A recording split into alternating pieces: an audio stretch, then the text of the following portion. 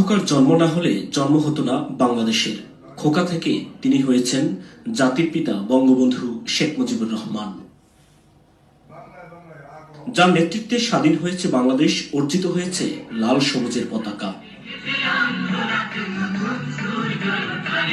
বঙ্গবন্ধুর জন্ম শতবর্ষে কথা হয় তারই পরিবারের সদস্যদের সাথে।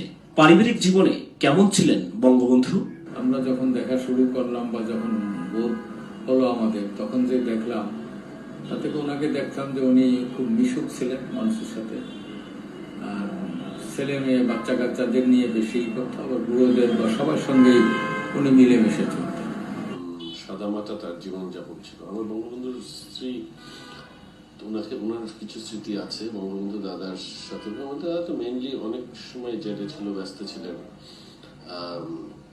তো সাদামাটা জীবনযাপন ছিল, একেবারেই টিপিক্যাল বাঙালি মধ্যবিত্ত যেরকম জীবনযাপন, সেরকমই তাদের জীবনযাপন ছিল।